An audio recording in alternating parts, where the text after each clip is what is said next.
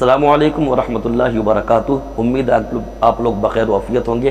ایک بھائی نے سوال کیا کہ حضرت محرم شریف کے مہینے میں کتنے روزے رکھنے چاہیے؟ دیکھیے میرے بھائی، میں آپ کی سماعتوں کے حوالے کروں کہ محرم شریف کے جو روزے ہیں وہ فرض بھی نہیں ہے اور واجب بھی نہیں ہے، نفلی روزے ہیں۔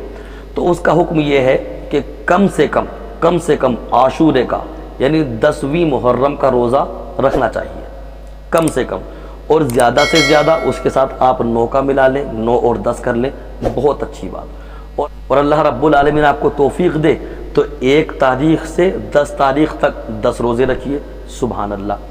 تو اگر آپ رکھ سکتے ہیں تو 10 روزے کم سے کم رکھیں، 1 سے 10 تک، اور اگر 10 نہیں رکھ سکتے تو کم سے کم 9 اور 10 یہ 2 دن روزے ضرور رکھ لیں، اور اگر 2 بھی نہیں رکھ سکتے تو 1 روزہ 10ویں محرم کا ضرور رکھ لیں۔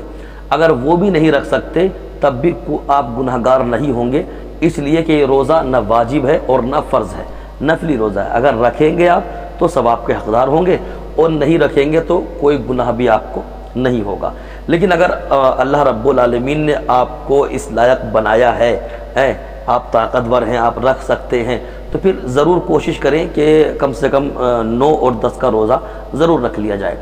عاشورے کے روزے کی بڑی فضیلتیں آئی ہیں، محرم شریف کی 10 تاریخ کا جو روزہ ہوتا ہے بڑی فضیلتیں اس کی آئی ہیں، تو لہٰذا کوشش کریں کہ ہم کم سے کم 9 اور 10 کا، اور 9 اور 10 کا بھی نہ رکھ سکیں تو 10 کا روزہ ضرور رکھیں، اور وہ یہ نیت کرے اللہ کی بارگاہ سے کہ پروردگار میں نے جو تیرے لیے یہ روزہ رکھا ہے، روزہ کس کے لیے ہے؟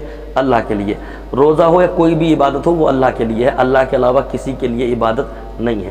تو اللہ کی بارگاہ میں روزہ رکھ کے کہیں، مولا یہ روزہ جو میں نے تیرے لیے رکھا ہے، صرف تیرے لیے، اس پر جو تو مجھے ثواب عطا کرے وہ ثواب شہیدان کرب و بلا کی روح کو عطا فرما دے۔ روزہ اللہ کے لیے ہو گیا، ثواب آپ کو ملا، آپ نے وہ ثواب تحفے کے طور پہ شہیدان کرب و بلا کی روح کو بھیج دیا کہ مولا تو نے مجھے جو روزے پر ثواب دیا وہ ثواب شہیدان کرب و بلا کی روح کو میں پیش کرتا ہوں، قبول فرما دے۔